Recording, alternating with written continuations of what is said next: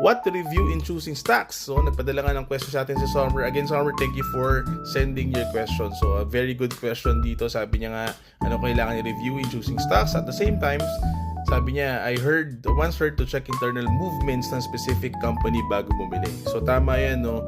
Unlike other people, of course, bili na ng bili. So dapat talaga ina-analyze din natin bago tayo bumili ng stock. So somehow, inaaral din natin, no? Readily available naman yung mga financial statements niya because they are required, no? Mandated by law or SEC na kailangan mag-file, especially your company is public, no? So tama naman, that's the first criteria, I think, no? Na it's a good indicator, no?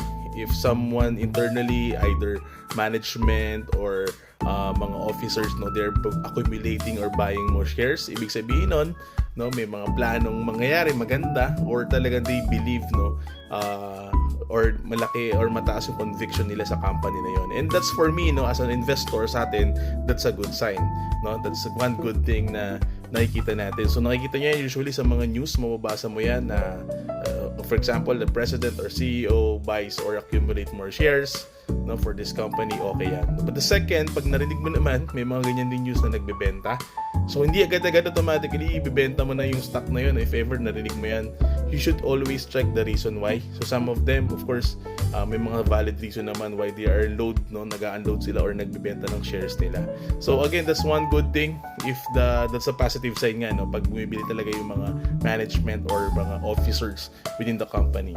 Usually nga, it's a good sign, no? And marami pang factors, guys, no, like you should check also the earning ratio, the debt to equity ratio. Yun yung mga other factors that you could consider. The PE ratio, lower price, or ibig sabihin kung mababa yung price doesn't mean na mura, no? So you should, again, check the price earnings per ratio.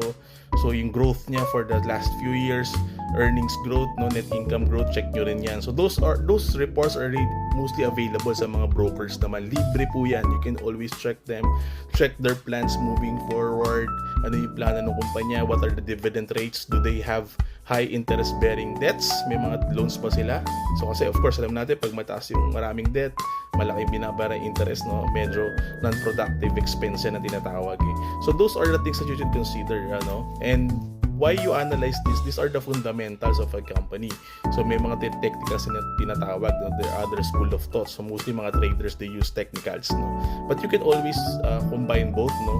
Like what I do sometimes, no? But again, as an accountant, no, so usually yun talaga, nagbabasa ako ng mga financial statements, readily available yan, and minsan sinasummarize na yan at nire-report na ng mga brokers. Ita-download nyo nilang as PDF and reports, pwede nyong pag-aralan yan.